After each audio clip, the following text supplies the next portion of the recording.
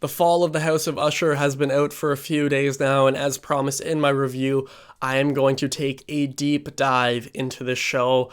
I have a lot of notes here, so I expect this video is going to be very long. It's going to be pretty chill and laid back, not edited as heavily as some of the other ones. So prepare yourselves. If you have not seen the show, go check it out because we are talking about every single spoiler possible here. So again, you were warned. I highly recommend it. I think it is a masterpiece. 5 out of 5, 10 out of 10, A+, whatever you want to say, 100%, everything. Go check it out. It's on Netflix, 8 episodes long, but I really want to dive into this story and go episode by episode. I have a lot written down here, as I said. I mentioned in my review that I watched the whole show, and then earlier today, I went back and skimmed through the episodes and like looked at crucial scenes or just took notes on everything. So as the episodes, as it goes along, there seems to be more notes just because of how heavy the episodes are. But again, if you haven't seen it, I highly recommend checking it out. And we are going to be talking all things spoilers here. This is a deep dive, not a crazy analysis or anything of like all the themes in that, but there will be crucial scenes and moments that I discuss. So again, it won't be heavily edited. It'll be laid back and chill. I'm going to take this off because I'm going to start sweating talking about this, but let's dive into it. So episode 1 is called A Midnight Dreary. We are of course introduced to these characters. We learn that all of them are siblings with different mothers except for 2 of them, and you know, they are assholes. to put it blatantly, they are assholes. They are not great people. They are on trial for a lot of really shitty things, most of it being the drug they created. And you learn so much about the family, but it opens with this funeral scene. And you learn right away, these kids are dying. The kids, I should say, these adults who are the kids of Roderick Usher are all dead.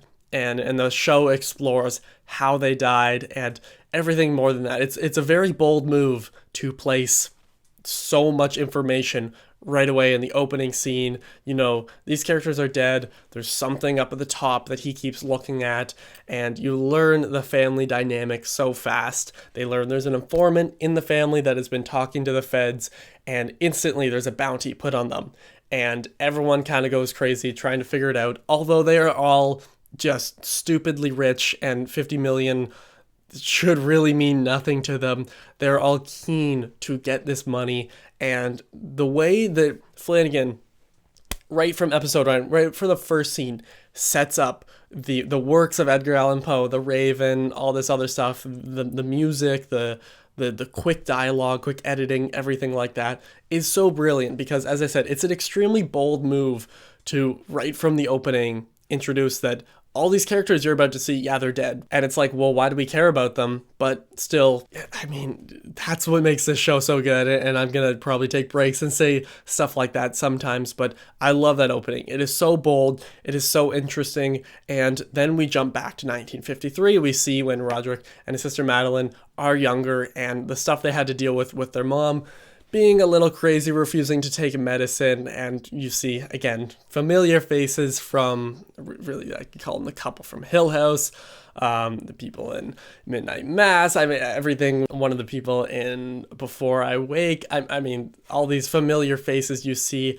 and I love how they dive all the way back there, and it helps set up so much with the later episodes with the house and everything, but the way you learn that everybody in this family at one point was treated really badly and it made them the way they are. You know, the mom was treated really badly by her boss, and then that kind of got inflicted on their kids, and then as Roderick, you know, was working his way up when it comes to the business in the next few episodes, you see how he's treated badly, you know, all this stuff, but it all starts back here. And again, the time jump is so smart, and the way that it is so clearly indicated with color grading, having more muted colors back then is absolutely genius. Even in the young characters, we see some people, like it's one of the kids from Hill House, I'm pretty sure, plays the youngest version of Meline. It's brilliant there right away. So we jump back and we learn so much about them when they were younger and the lengths they go to try to help their mother, and then eventually, you know, that shit all gets screwed up there.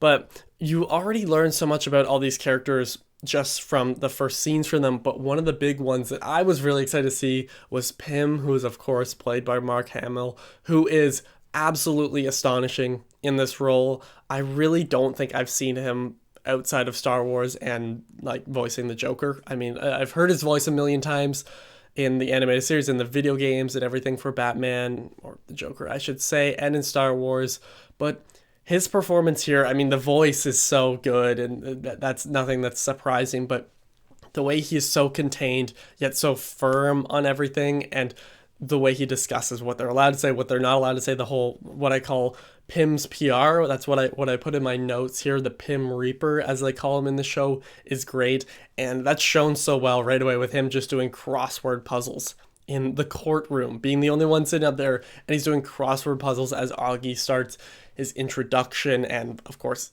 tells him about the informant that sets everybody off.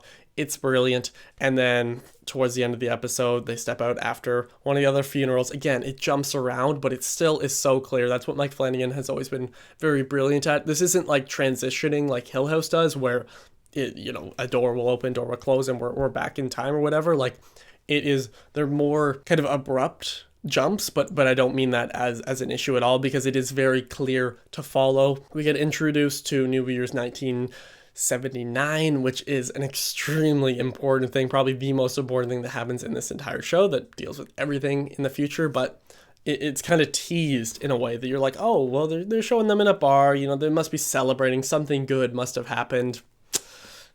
Depends on who you ask for that, but the end of the episode, again, makes it very clear. This is Edgar Allan Poe's work, with the Raven being right there. You see the whole clown jester thing, which is a great scare that happens a lot in the show. And you could call jump scares cheap, and even Mike Flanagan in interviews has called them cheap, but the way he uses them is so brilliant and so smart. It's not that there's a loss of tension, it's just that you kind of react to it in the same way that the characters do, which I absolutely love. I still believe that he created the greatest jump scare of all time, the car scene in Hill House, but I will mention his other work a lot in this video, so be prepared by that. Then we jump into episode 2, which is The Mask of the Red Death, which is kind of Perry's episode. I wrote down the character names. If you see me looking over here, I'm just checking my notes, but I wrote down the character names for what I would consider their episodes, but as I mentioned in my review, again, I'm repeating myself, it's not only their episode. We don't only focus on them. We focus really on all the characters here and get to know them, but the basis of the episode is whoever is gonna die. And the way they use this story, which is one that I am decently familiar with, being, you know, as I was younger, still am a huge Phantom of the Opera fan. The whole Red Death masquerade thing is a big theme, and a lot of, well, obviously Phantom, but just a lot of literature and everything. And I was very excited to see what they were going to do here. I was not expecting the amount of sex and just vulgar content here. That's another reason why I consider this Mike Flanagan's most mature work. It seems like he's like, this is my final Netflix thing, I'm going to do whatever the fuck I want. And it is great. The way he uses Perry as kind of this, well, I should say speed demon, but that'd more be Leo, one of the other ones. But he's just this crazy hypersexual person who just gets whatever he wants whenever he wants it. And his choice for that typically is other people in a sexual manner. It's something that is kind of difficult to talk about on YouTube. There's another character, Tammy, who is a certain word or has a certain action that starts with C, but I don't know if I can say it on YouTube, but I'll probably end up saying it anyway. But we learn so much about Perry right away. He wakes up, he's obviously a sex addict, he wakes up with multiple naked people in bed, he gets up, goes to drink from the fridge, and there's already people who haven't slept there, and then he shows up late to this meeting, and Frederick does not like that at all. He kind of loses his shit on him in the hallway. It's brilliant, but it just shows the kind of young and immature side of him, how he's like, oh, there's a building that's empty? I didn't know we own this, whatever. And then he takes it, and, you know, they have to follow this script of, like, Pym says you have to say this, and then, like, you see Frederick telling it to him, but Pym saying it in the background out of focus, which is absolutely brilliant there. Turns it into what it is, which I'll discuss a little bit later, but I love how we kind of jump, again, as I said, around in time, and we learn about the friendship, or at least the beginning of August, I should say, and nope, Roderick, that's his name, Roderick's friendship or working together, and eventually the betrayal that happens between them. But we see how he is such an eager young man. I don't know the actor's name who played him, but he did an incredible job. The younger one, of course, the older one's great. He played Dick Halloran in Doctor Sleep, and everything, has such a great voice and all that. But the younger one is this like passionate young worker, and he is so good in this role, and of course playing off everybody that he does. It's really great here. This episode also contains one of the funniest scenes in the show, and probably my favorite character, which is, with no surprise, being Raoul Coley. I think that's how you say his name. He was in Blood Manor, he was in Midnight Mass and everything. I think he deleted his Twitter, but I used to see his Twitter every day. I love him. He plays Leo here, but they have that great interaction where he's trying to get Viagra and he's like, "I'm a stallion, what do you think?" He's like, "You're in your 20s." Then he says this quote, which I had to screenshot as I was taking notes, because this is one of my favorite quotes, and again proves the whole mature, I keep using that, mature and hypersexual nature of these first few episodes specifically. Then we learn about Roderick's presentation to his boss, and again going back in time, learning about the start of Ligadome and all this stuff that is absolutely brilliant. And you wonder why this scene is so long and what's so important. But when I say I psychoanalyze this, I really mean it. I love the way that they use focus in this show, and it's such a subtle thing, and it's gonna make me sound totally like a film student thing, and I'm on my reading week from studying film right now, so maybe that is why I'll be back in Toronto soon, so background will go back to what it should be there. But the way they use focus on the boss, Griswold, ironic, because Christmas Vacation, and the depth of field, and you see when it's on Griswold that everything in the background is much more in focus. It's much more deeper depth of field there, and you kind of, it introduces, he's a boss, he cares about all this stuff, and he's an asshole, obviously. He wants to showcase all this stuff, but then when you switch it around to Roderick, he's very shallow focus. Everything in the background is completely blurred out. Again, this is me probably sounding pretentious and psychoanalyzing it, and I just want you to know that I am aware of this, but it is so genius. Little subtle things like that, or little subtle things being in the background, and like you see their family pictures or whatever, and just the way they don't use close-ups on it, it's just kind of there, and it's one of those things that Mike Flanagan has always been good at, where he just places stuff in the frame in the background, like in Hill House, how there's all those ghosts. I always reference Hill House, it's my favorite horror thing ever, but placing stuff in the background for you to kind of notice, go, "Oh shit, what was that?" And this is in a different way, but it's absolutely genius. Then we get one of the most awkward scenes of the show, which is obviously where Perry goes and invites Frederick's wife to his whole big orgy sex party thing. It's really uncomfortable, but you can see that she wants to go to it, which is so odd. And then that whole sequence happens. It's not something I want to go into depth about, because it is such a brilliant sequence. It's just not something that YouTube would like me to talk about a lot, and could not show a lot of pictures and stuff of all that from. And you see that it's not just Perry who deals with all this stuff in a very hypersexual way, kind of, as I said, because of Camille, who's obviously Kate Siegel, who is Siegel, I think it's Siegel, Mike Flanagan's wife, and just a brilliant actress, who's in most of his stuff as well. And you see how she deals with her assistants, and they have a full-time service to her, where she's just talking, they're just in the back getting undressed, and then they're laying in their bed. And there's a very well composed shot where she's in this, and they're triangle type formation. Again, this is me sounding like a film student 100%, but I love how they show it's not just a young Perry, it's anybody who acts in this way. And you see it also with Tammy, as I said, being a cuck, and all this stuff with the prostitutes and all that. I don't know if YouTube will like that I said that, but I don't know if there's a better term for that. So if there is, I'm sorry.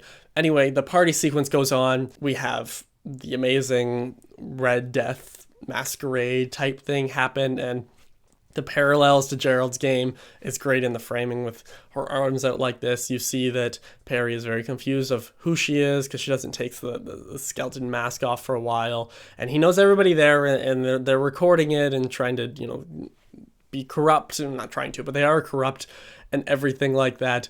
He doesn't recognize her, and it's invite only. Then all the workers go out. She kind of makes her way out. Sprinklers turn on. It's supposed to be water. They're supposed to all get... Shit's supposed to happen. You know it if you've seen the show.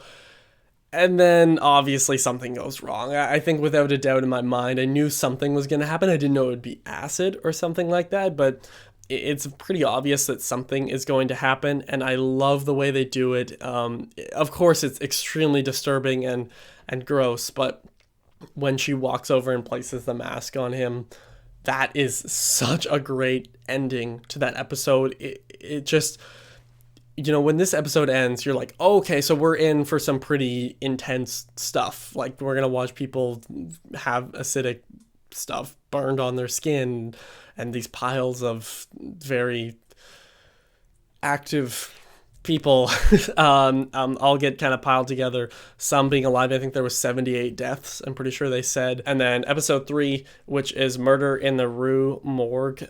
This is Camille's main episode. She's the one who dies, at least. And it opens with the exploration of the party. We see Pym go in, try to take off the mask. One of them's alive, or at least the one person he notices. Maury turns out to be alive, the wife, obviously. And it's so good the way, as I said, I wrote down Pym's PR a few times here, and you see how he's like very strict on what statements they can make, and you see how Camille's mind works. And when they're all sitting in the office and she's like, okay, so we can use this to be like, don't disturb me at this time, and goes on. And she goes on for like minutes, and it's genius the way they do it. I don't even want to like paraphrase it because it is so genius. And she gave one of my favorite performances in the show. She was definitely one of my favorite characters. So to see her go so soon was kind of surprising, and I was a little bit worried later on to be like, oh, there's these other characters that I don't like as much at the time. So we'll see how it kind of adapts to that, and he does it in a brilliant way, and I never felt like an absence of it at all. But Kate Siegel was so good in that scene. Then kind of Vic finds the human subject, which is her version of Carla Gugino. Again, I'm definitely saying that name wrong. I'm so sorry. And they introduce that, but her episode isn't until later on where all this shit goes down. But it's so smart how he sets this stuff up so soon, Mike Flanagan, or everybody. There are other filmmakers who work on some of these episodes, and they deserve so much credit as well. I'm going to put their names on the screen right now because they're slipping my mind right now. I don't know why I didn't write them down. Then we get one of the other very funny scenes in this episode, the apartment scene, the edible scene, where it kicks in. It's very accurate. Being at school, seeing a lot of very stoned people, it is extremely accurate. You see the drugs, the lemon analogy, because really the show is based around this conversation that's happening, and there's all this lemon analogy, Billie Eilish, Timothy Chalamet, hashtags, all stuff like that that's mentioned. It's really great the way, again, he transitions and cuts the scene in between everything. Had to do a little battery change there if there's any slight angle or weird edit or anything. That's why, as I said, it's going to be laid back, but there will be some edits in this. So where we were introduced to Pluto the cat, which is, of course, directly taken from the black cat, the name and everything like that. And the cat's killed. It is shown that Leo killed it in his kind of crazed state of drug-filled body, everything like that. We get one of the funniest, again, funny but sexual type moments where she's like, don't talk to me until I've come twice. I'm just gonna starfish. Stuff like that, which again, sorry YouTube, but it's hilarious. And then we get almost an uncomfortable scene when we have Tammy and her whole situation with Bill and everything. As I mentioned earlier, the C thing that I don't think YouTube would like, and Candy shows up, who's of course the one that's haunting everybody, and they don't know it yet. She shows up, and as an audience, you're like, oh shit, something's wrong. But I love the way that she's able to speak differently as all these characters. She looks different with her hair and everything, and the way it's shown here is so brilliant. But again, it's almost uncomfortable because you don't want to be looking in on these people and being like, oh, this is a pretty private thing. So we have that. And then we have, of course, the end of this episode, Camille versus Verna in the lab, which is obviously the Rue morgue, as they say, with all the chimps. I would say the monkeys, but I think that one of them corrects the other one, I think in the next episode, and is like, didn't you pass grade, I think Vic is like, didn't you pass grade 3 or something like that.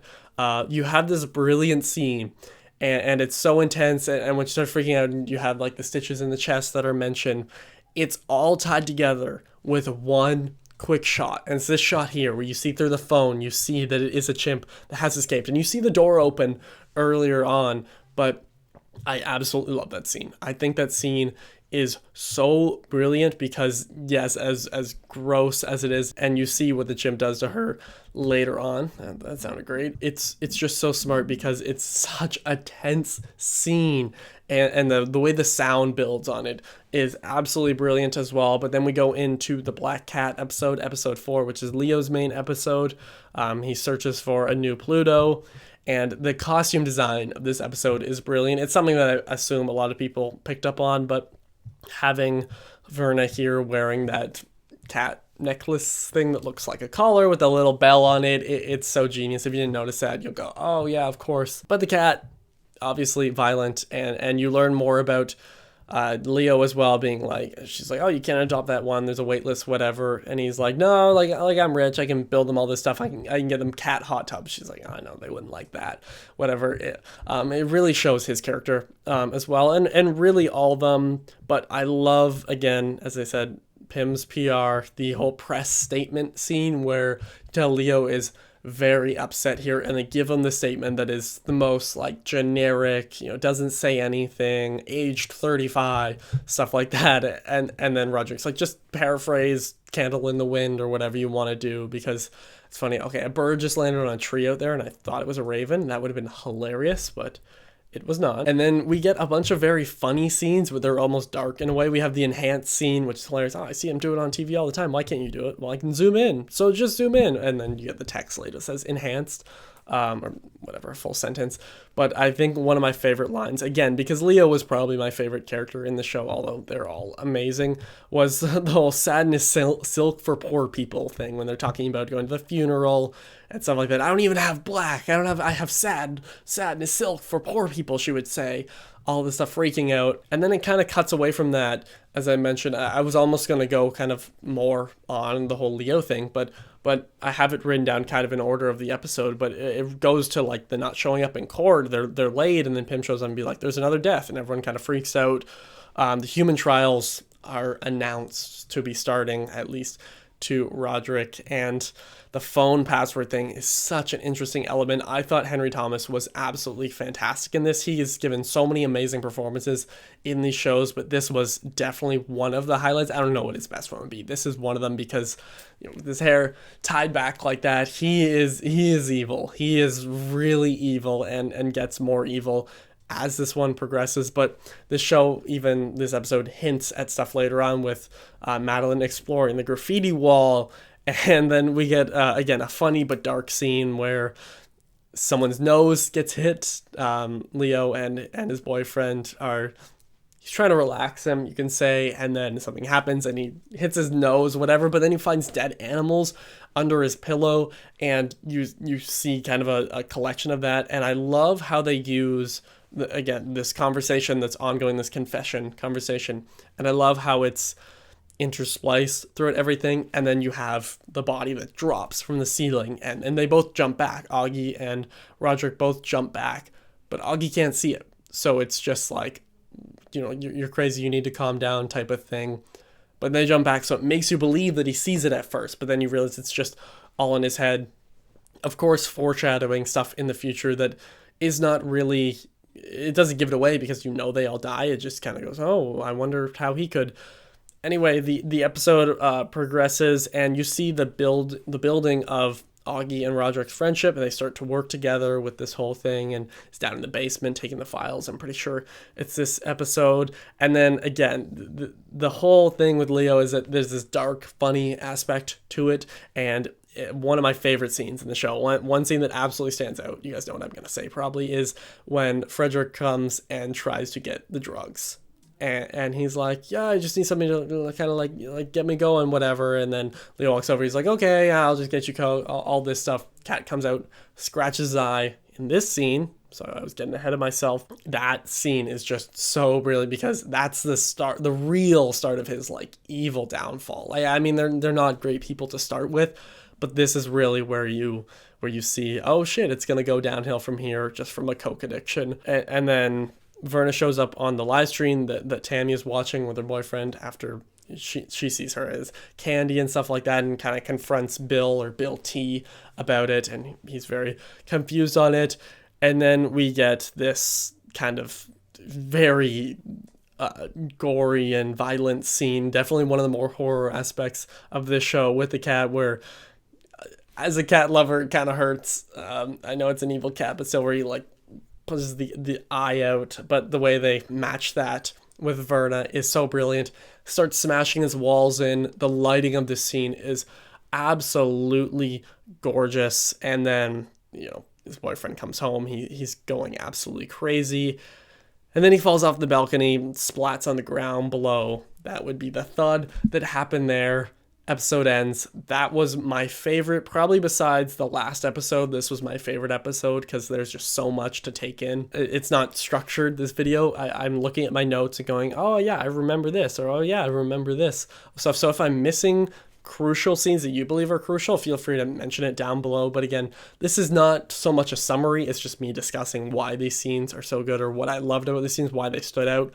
Just a little break in between. You know, I watched, if you're wondering, I watched the first episode, then I like showered, everything, all that stuff, then watched the next 3, then I went out to dinner with my friends, came back, watched the other 4. So it's kind of like a break, a breather, this moment here while I fix some camera stuff here. So I'll be back in a second. So now we're into episode 5, the Telltale Heart, which is really Vic's episode here, and it opens one of the most important scenes and things that keeps happening throughout the show is the whole bar thing, the Bar Alibi, and it's further explored here. And then we see the first funeral, you see the mothers, everything like that. And I know I didn't talk about much of the bar here because I'll talk about it later, and I feel like I don't want to repeat myself like crazy, even though I definitely am in this video. But I really, I don't want to say I love that first funeral scene, but it was really brilliant in the way that it showcases the other mothers, and Lenore not knowing who they are and naming her Lenore is just, I know it seems so simple, but it is so smart to name her that because of obviously the Raven.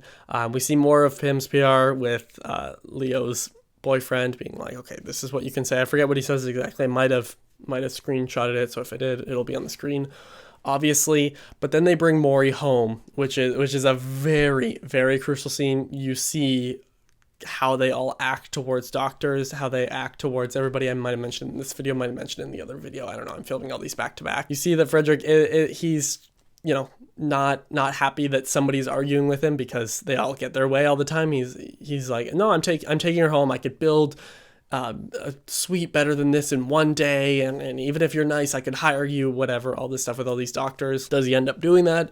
No, but he does take her home, build a few little things, and then Vic's girlfriend finds out. I'm pretty sure his girlfriend, I don't think she's his wife, I think his girlfriend finds out about the surgery that Vic set her up for but didn't tell her about. She kind of freaks out. They have this little fight that goes on, but it's edited to cut the fight short. You think she just threw something and the girlfriend just left. You find out later on towards the end of the episode that's not what happened, but I love how it's edited there. It shows how important editing is, that you can show two exact things that don't have any changes. It's not that there's two different things that happen. It's the exact same thing. It's just where the end of the scene is, where the cut is. That is so brilliant here. And I know Mike Flanagan is huge on editing his stuff as well. And I keep seeing birds outside, of course, on like a foggy day, but it's kind of ironic. And you hear this little sound that Vic is hearing the whole time.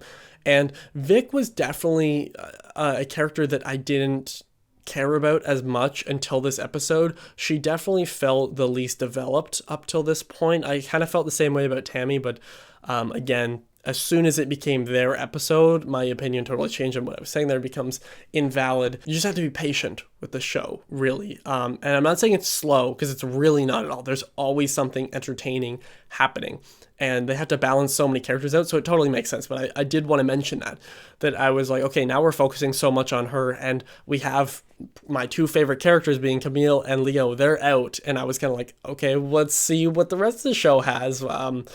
With my two favorite characters missing, obviously, as I mentioned, it's a masterpiece, and you think that in the moment, but it's not really a fair thing to judge when you haven't watched the other half of the show. But it is worth mentioning that I was thinking that at the time, but you hear this little sound and it starts driving her crazy.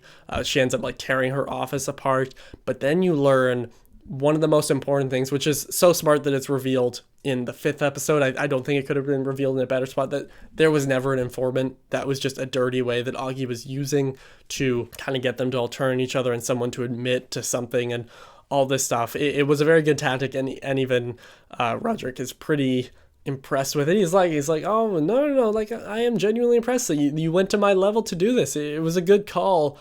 And then Meline visits Griswald, which is such an uncomfortable scene. It's another one that you're just like, oh, this is so brutal. But I was almost wondering why do we have this character Griswald? He's such an important character in the show, and we have so many scenes with him, because most shows they would just show the asshole boss in like quick few scenes, but he is a crucial character, and I was wondering, well, why is that? I mean, the performance is great because you hate this guy. He's easily the most unlikable in the entire thing, and the performance is incredible. Later on, you see why he's in so many of these scenes, but it showcases the mind of Meline here, but also the disgusting mind of Griswald, which I absolutely love. Every time I say Griswald, I will always think of Christmas Vacation. I know I already said that, but just saying it now, I picture Chevy Chase, which is not always a great thing there, but that's besides the point. Augie then starts to work with Roderick, and they start rehearsing in the next episode, which I will obviously talk about, but they kind of make this deal. They're going to work together. Roderick goes down in the basement, hides behind the door, which when the janitor or whatever was opening the door, I was wondering where he was going to hide. The classic behind the door thing, but it works because you don't see him. And then we get, again, episode 5 really is a bunch of reveals that happen that are so smart to reveal them in this episode. They recognize the face of Verna, of course, and they don't want to talk about it because they know they're not supposed to. And you wonder, well, why aren't they talking about New Year's 79? Did they do something bad? Whatever. Obviously, all of this is leading up to the final episode, which is without a doubt the best episode in this show. And they're kind of like, oh, I promise not to say it. But then Pim's there. She's like, no.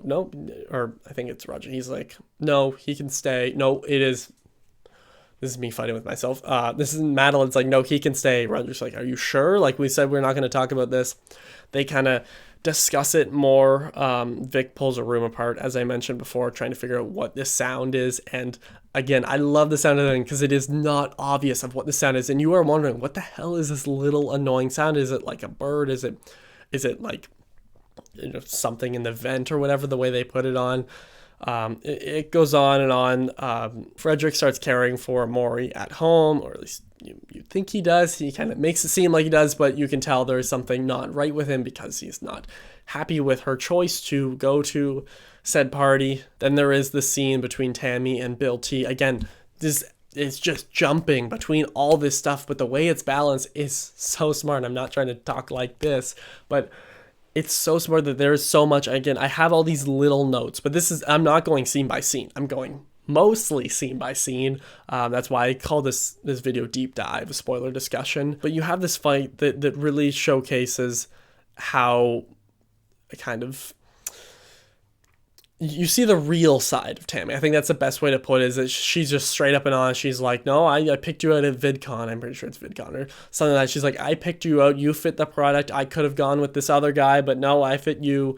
And he's, Bill is trying to work on the marriage and she's trying to work on the business. And she's like, no, this is my business. You're just the face of it. I could replace you anytime you want. It's an amazing scene between the two because rarely do you see Bill kind of fight back. He does the thing for her pleasure, not for his. He just kind of goes along with it. And I'm pretty sure it's this scene where he mentions that. And then we get introduced to the basement wall, and you're wondering very subtly, I mean, it's there, there are close-ups of it, but it's never clear of why he's just staring at it. He's just kind of looking in the basement. I never thought anything of it. I thought, oh, he's just kind of looking at it. We have Roderick there. It's really great how they tease that without realizing that they're teasing it. And then you have the scene where he contemplates suicide, and the way they show that with the building falling, it's awesome. I mean, it's not like perfect visual effects or anything, but it does exactly what it needs to do, and I have no complaints. The way it was showcased was really cool. Some people might hate that. I can definitely see some people complaining about it, but for me, it worked perfectly. Just you're getting inside his mind, and you get inside all these characters' minds, and for him the most, because you see all the visions and the dimension, all the stuff that he is feeling. Then you have the loud music at Vic's, everything like that. She turns down the music, you hear the noise. Then you see the full scene, the what I can call the proper version, the proper edit of what happened when she tried to leave, where she throws the thing at her, hits her in the head, ends up killing her, really. And then again, you have this kind of hilarious, vulgar scene where she says this line here, and it's great. You learn the truth about that, and then you see the murder of the extremely mutilated body, and then the suicide that happens right before Roderick's eyes, one of his own kids. It's brutal, but you see what is making the sound. It's a little heart and little thing that you thought was a bird the whole time, or at least I did, or thought it was some type of animal like that. I don't know how I didn't see it, because it's one of those things, it's revealed, you're like, oh, this makes so much sense. Why did I not think of this? That's why it's genius. Again, a little battery change. If I'm ever moving in an odd jump cut type way, it's because changing batteries and fixing stuff with the camera, because they don't have a long battery life. Anyway, we move on to episode 6, Goldbug. This is one that I was not at all familiar with when it came to the adaptation and the work, Edgar Allan Poe and all this stuff. Obviously, Goldbug being the company that Tammy runs. This is Tammy's episode. You see instantly she has sleep issues. I'm pretty sure that it was mentioned in episodes before or shown. I think it was the start of their fight, where Bill's like, you're not getting enough sleep, you're falling asleep mid-conversation. And then you see it more so in this, where she's making stuff, and then it cuts and everything's done, or she's writing on paper and she's like, oh yeah, you'd rather be a fucking prostitute or whatever, and then it cuts and she's written on like 4 pages and she doesn't realize it. But I think this episode is one of, if not the best looking ones, because you have, or at least the coolest looking ones, for lack of a better term, where you're going down the hallway and you see the mirrors and the way they're kind of like flying past it. It's just one of those things that, to me, mirrors is such a hard thing to shoot around. And I know there's all these tricks and they're never normally real mirrors and stuff like that, but I love the way that when the camera went, how they kind of move by it, almost like water in a way. And then you see the Goldbug box, and it's a disturbing scene. She starts talking to Bill, and then he was never there. And you're just realizing that maybe she's sleep deprived or she's absolutely crazy. And it very well parallels her father and his dementia, and obviously it's not her having dementia or anything, but you see how sleep affects her and how the curse that's almost put on this family really does impact them. And then we have one of my favorite shots in the whole show, which is this shot right here, which to me, when I watch that, I go, yeah, this is a promotional shot right there, because it is just so well constructed and it's just gorgeous. You have the sapphires that Roderick gets, and obviously they play a part later on. He kind of tells this story about them.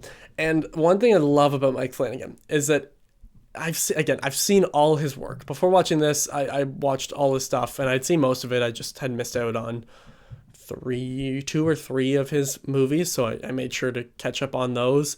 And he'll introduce something, whether it's like sapphires or something like that, yet you don't think anything of it. And then for some reason, there's a reason why this character is talking so much about this object.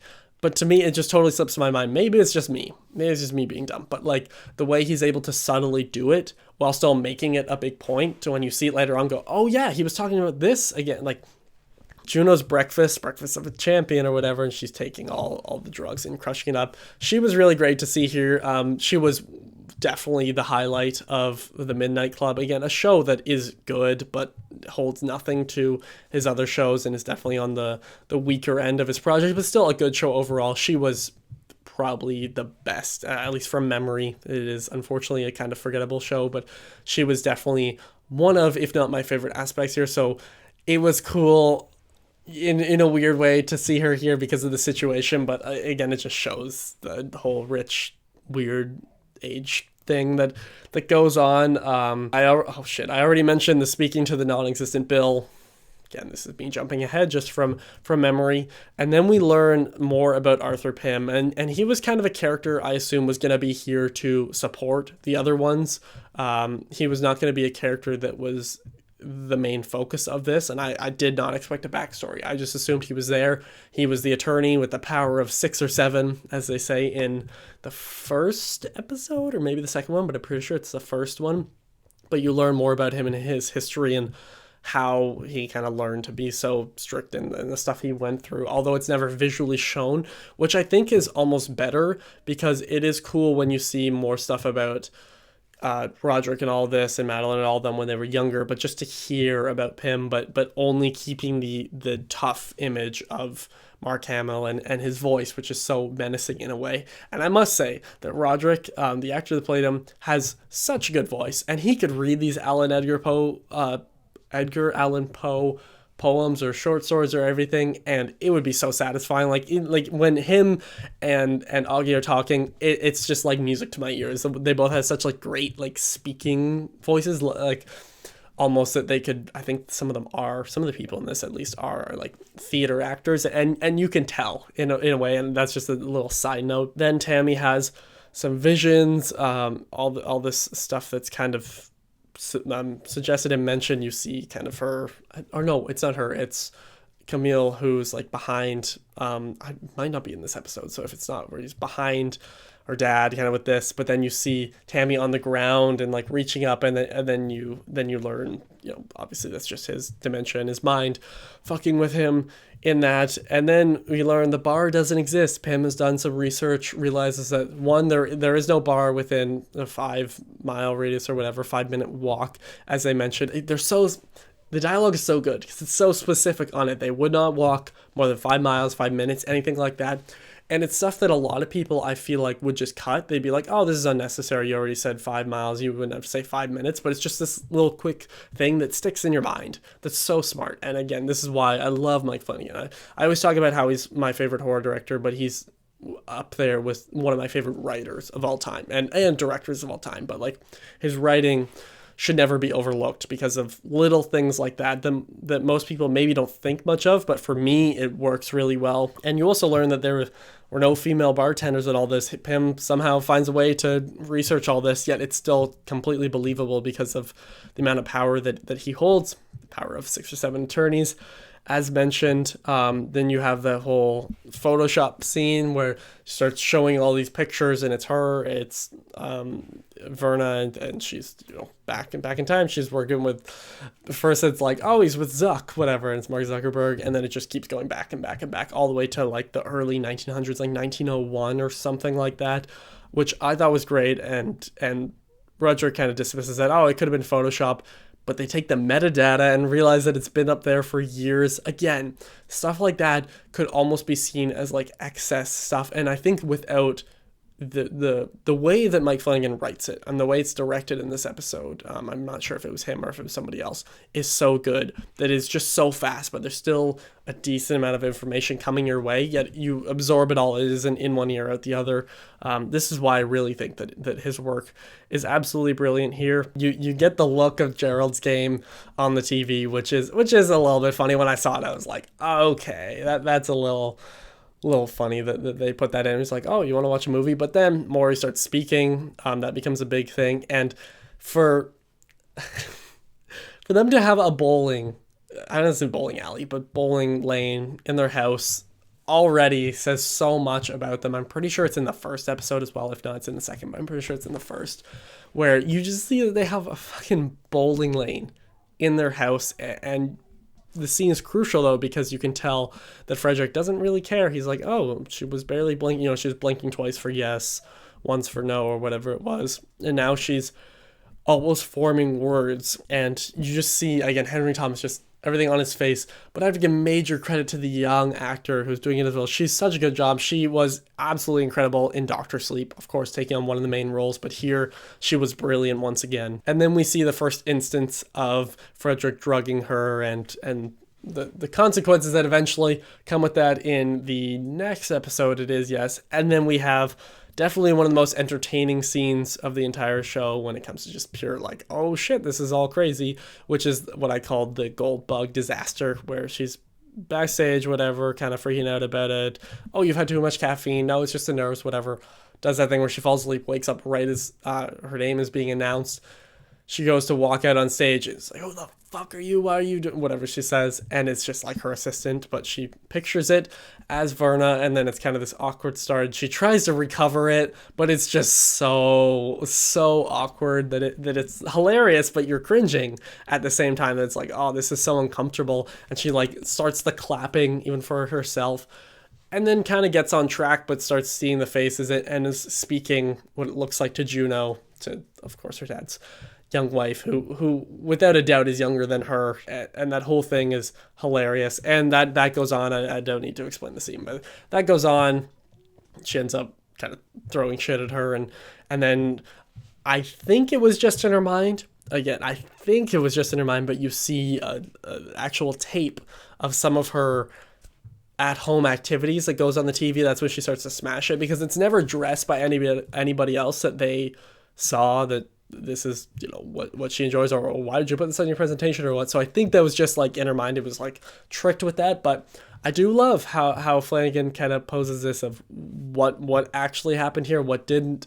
Madeline's there. She goes to chase down Verna, tries to grab her, and then she just disappears into thin air. And then we have this incredible ending where she is like, Tammy is just at home freaking out. All this stuff's going on. She's sleep deprived. She's feels like she's going crazy, because she really is, over all this stuff. She hears voices. She hears, you know, he calls her, she throws her phone, and then she hears Verna talking. Tries to chase her down with the mirrors. Again, this is what I'm talking about with mirrors. It's just so cool how they use that. Start smashing them. As soon as she gets in her room and she smashes the one behind her bed, you're like, oh, okay, because it's pretty brutal. Or yeah, like at the headboard, the mirror at the headboard. When she's walking on glass though, and she's pulling it out of her feet, that was some of the most disturbing stuff in the entire show, just because it felt so real. And like as soon as she smashed the one on the headboard, I was like, okay, so now I know how she dies, because it was already shown that there is a mirror above. She hits it, it goes into slow motion, and it is just beautiful. The green light reminds me of Vertigo. It's so cool until she gets impaled, and then the episode ends, and it's brilliant. Then we jump into episode 7, The Pit and the Pendulum. The title of this sounds familiar, but I cannot recall any bit of this story. If it is a story, I assume it is, but I'm not 100% sure. It opens with the rehearsal that I mentioned probably like 20 minutes ago, because this video is going to be super long, as I mentioned, but it's a long discussion, episode by episode and almost scene by scene. We see the rehearsal of I don't know if I don't want to call it like the court case, because that's what the trial would be, so it'd get confusing, but with Augie and with Roderick in the past, and Roderick getting mad at his kid, which is Frederick, for like playing with the fire truck thing that's making the noise, whatever, starts kind of freaking out a bit. You see the stress, and I love how they show it. It's not fun watching somebody yell at the kid, you know, it's kind of sad, but it is smart how you see that, and you see Annabelle Lee, like his wife at the time, being kind of pretty strict with him, like, why are you freaking out this way? You can tell he's under a lot of stress. That's what I'm trying to say out of this rant. And then as we jump back into modern day, Frederick has covered all the walls with their wedding stuff that further shows how crazy it is. This is his episode. The past one was Tammy's episode, which I don't know if I said that, but it's kind of obvious. This is his episode. He's the only one left. And at this point, I don't even think he's aware that he doesn't really seem to care all that much. He is so focused on making Maury's life a living hell for as much as he can, and he, like, you can tell he cares about her, but he's obviously not showing it well, and the drugs have really affected him. Up until this point, he's just taking bumps and bumps and bumps of coke over and over and over again. And he covers the wall with all their wedding stuff. Kind of has this thing, and then there's one of the funniest lines in the whole show, and this is what I mean with the dark humor. It's not just with Leo and all that. When he goes to leave and he turns around and he goes, "Don't move." I laughed when I saw it for the first time, and when I was going through and I saw it again, I laughed again because it's so fucked up, but it's so funny at the same time. Like I'm sorry, but it is like it's ironic. That's what makes it funny in a way. And then they want the building destroyed because the whole sex club building thing still hasn't been destroyed, and Frederick is kind of put up to the task by it, by Roderick, saying, by his dad, so that he wants to. Juno is shown that she wants to get off Ligadone. Then we get just back to Frederick showing his insanity is the teeth pulling thing. Although it's never shown, which I do like how it kind of cuts away. Not because it would just be brutal, but just because it's unnecessary to show. You just have to get the pliers or whatever and then show their mouth is really bloody after. It's great how you see that, and you see him talking on the phone, and then he gets distracted, all that, which is very crucial to the end of it. And then Lenora has done her own research, and you see that Frederick is he's just too past the point of no return. He's gone. At this point, he freaks out on her right as he's leaving to destroy the building. And then we jump back and we see December 20th, 1979, which is at that time that court trial where they've been rehearsing for. They go on and he goes off script, and this is why I was talking about his performance. I love the look on young Augie's face. He is baffled. He is like in shock that he is like just not saying what they discuss and exposing him and everything. And after that, you're like, oh, so this is why you held such a huge grudge on them and why you're very keen on going up against the family, even though you guys seem like friends. And then Madeline returns to their old house, and they have that conversation, which I think happens a little bit later on. It could have been in there. I'm not 100% sure. Write that down. And then you have the Frankenstein analogy. For me, I've already said some stuff. I'm a whore for Frankenstein. I love everything Frankenstein. Saying shit like that on the internet's stupid, but I love Frankenstein. Anytime they mention it, it's amazing. And he's like, Roderick, he's like, I'm Victor Frankenstein and you're the monster. You're like my perfect creation. I love that. It's such a basic analogy, but it's done so beautifully here. Lenore finds her mom, finally breaks in. Then you kind of hear about the sibling deal of like, one of us goes, we both have to go at the same time. And then Madeline attempts to murder her brother and does in a way, and then Verna shows up and is like, nope, wake up. And then we go on to the final episode here, The Raven. This is, it's technically nobody's episode. It's really all their episodes. In a sad way, it's kind of Lenore's episode as well. But it's really just the rest of the bloodline, because that is the pact. And Roderick's alive. You have that scary but amazing gesture jump scare that happens again. One of the best ones, probably the best one, is the one in the basement there where he just cannot get this image out of his head. Lenore makes her real statement. You see Pim's PR trying to be at work, and she's like, no, I'm going to tell them the truth. And she's like, I'm going to make another statement, and like goes against them. And then when Madeline kind of enters the office again, she's shocked, and he's like, oh, this is an awkward situation, isn't it? Because obviously Roderick is alive. Annabelle Lee shows up at the funeral, or does she? This whole thing, in my opinion, my take is that she never did, but this was kind of Roderick's way of getting closure. Stuff that never actually happened, just doing everything he can in his mind to get that closure, and that's kind of more shown when she keeps walking and you see the back of her head. You're like, oh, okay, so I don't know why I'm yawning, but so she really isn't here. She looks the same. She didn't like really age at all. Her hair is just slightly different, and it's brilliant. That scene is very emotional in the same way, and then you kind of catch up and you see the post funeral Raven again, which is the end of the first episode where you see the jester in the car, and then he falls back, his nose is bleeding, looks up, the Raven is there, and then we jump back to the big thing, the New Year's 1979-1980, which is we find out why this is so crucial, why they can't talk about it, why we've jumped to it a bunch of times. You see the wine, and as soon as Griswold walks in as a jester, I was like, oh shit, this is what he's really confessing to, because it didn't make sense how he wouldn't have set up all these other murders. Technically, he did by making this pact, which I'm almost at. But you have the New Year's wine, they poison him, try to trick him in a sexual way with Meline, and then he wakes up and they're brick by brick. I love that scene because that scene is so long. When you go, when I was scanning through, I was like, this is such a long scene, but it is absolutely brilliant. The dialogue, everything, the performances, subtle, so good. And then they make their deal with the devil, you could say, the deal with Verna, the bartender, everything like that. They come in and she basically explains their whole plan to them, saying, oh, you wanted an alibi, so you came here after killing Griswald, Rufus Griswald, stuff like this. And they're like, what the fuck? How does she know all this stuff? Because nobody else was there and it was far away. Made it very clear. Meline said, we can be as loud as we want to, whatever. And even when he's screaming, nobody's coming to help. And again, it's another scene that is so long, because this is the longest one. This is like an hour and 16, whatever. But it doesn't feel like it's ever running on too long. And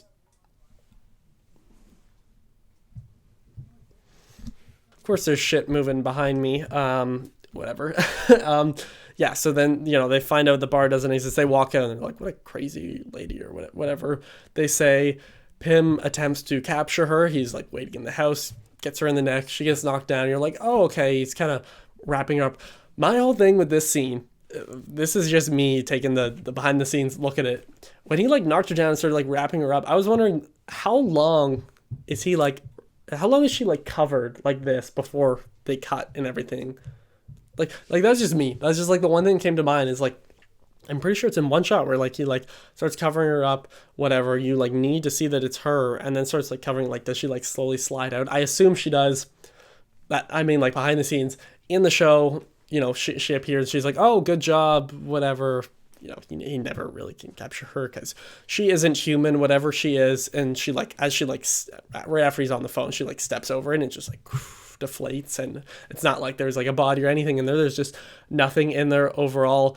And then they talk about Pym's humanity, and he's given a choice, and that scene is kind of what I already love the Pym character, and hearing the backstory and everything. And I love the performance, very subtle, all the stuff, but you just see how much Mark Hamill is able to do with his face. It kind of makes me wonder, like what else? I mean, there's definitely movies I need to watch with him in it, but what else would he have done with his career if there wasn't Star Wars or anything like that? I'm not saying that I don't love him in that. He's perfectly cast as Luke Skywalker, but I love that scene. That was without a doubt one of my favorite scenes in the entire show, where those two are just talking for a while, and then she just kind of says, thank you for this. Like, this was a great conversation. Then you have the scene I mentioned in my review without saying it specifically. I mentioned the sad scene in the final episode, which is Lenore's death, because she walks into a room. She'll think about it. It's without a doubt one of the saddest Mike Flanagan scenes, where she walks into a room and she's sitting on the bed.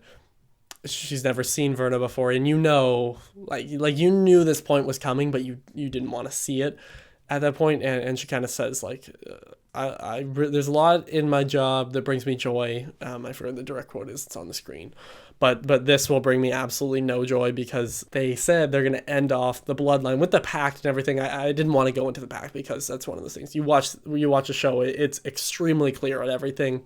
Bloodline means everybody who is blood related to them.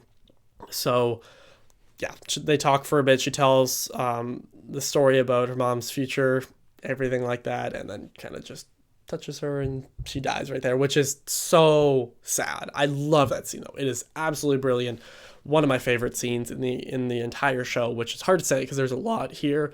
Of course, the quotes of Nevermore, absolutely incredible. The Raven is definitely the Edgar Allan Poe story that probably is the most famous, but it's the one I hold closest to me, because I remember being in eighth grade, that sounded American to me, grade 8, sitting in my English class listening to Christopher Lee read it out, because there's all these videos on YouTube. And after this, when I was taking some of these notes last night, I was listening to a different version of The Raven, which is absolutely brilliant. Obviously the story is brilliant, but the way it was read out, I think it's like the first one that comes up when you look it up on YouTube. At least it does for me. And I was listening to The Black Cat and the Telltale Heart and all this stuff. And you realize how well these stories are adapted. I've talked less about it, but I love the little things like Pluto being the name of the cat.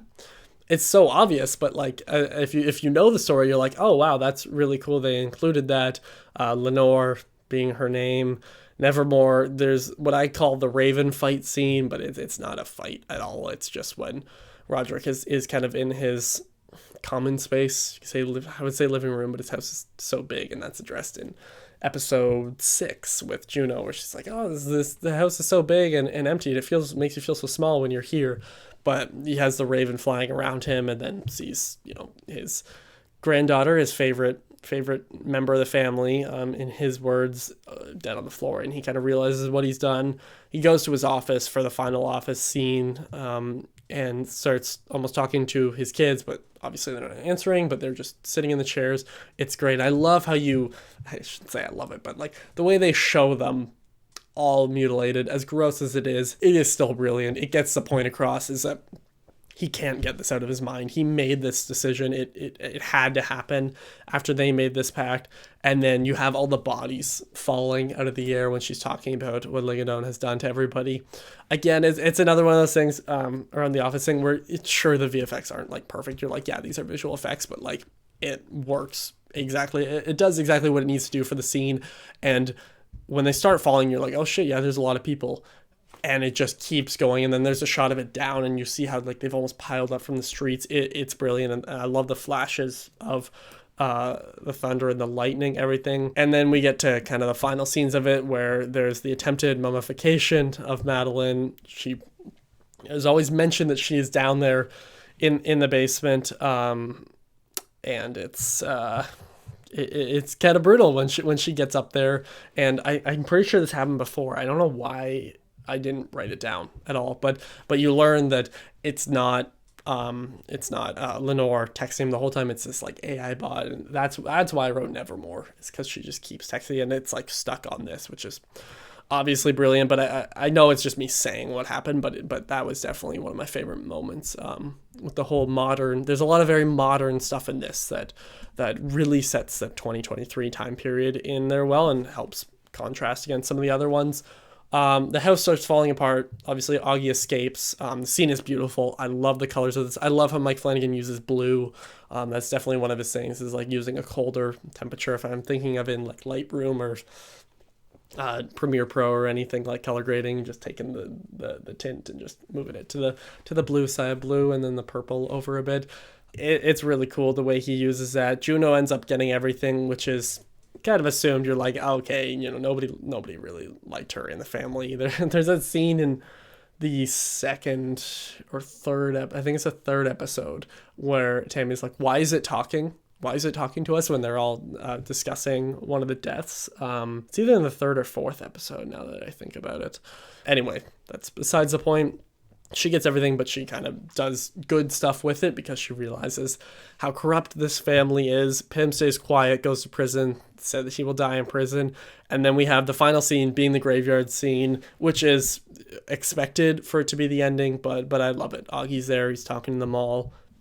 You don't even see it's not one of those things where you see the visions of them anymore, because the person with all the visions, with the dementia, Roderick, is dead now. So I just love how you see the graves. You see it from all these characters' perspectives without it being POVs or something so obvious.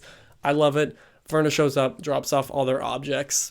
Raven flies out, of course, ends the show, and I am so happy that Mike Flanagan made this. It's another masterpiece. This video is going to be a pain in the ass to edit, but I hope you guys enjoyed, because I did my review. I talked more about the technical parts of this, but I just want to talk about, I know a lot of this seemed like recap or summary in a way, but I felt by discussing the scene by scene, you could see little things maybe you didn't notice. I mean, there's some things that are obvious, but some things that I psychoanalyze, and there's lots more I could say. If you want to talk more about the show, send me a DM or anything on Instagram, and that, just because I'll talk Mike Flanagan whenever I want, and soon I will post a Mike Flanagan ranking of all his projects, so movies and shows or miniseries, whatever you want to call it. I was going to film it after this, but I'm going to need to take a little speaking break after this one. But again, thank you all for watching. Let me know who your favorite character was, performance, episode, everything like that in the comments down below. And thank you all for watching. I will see you guys next time. Over and out.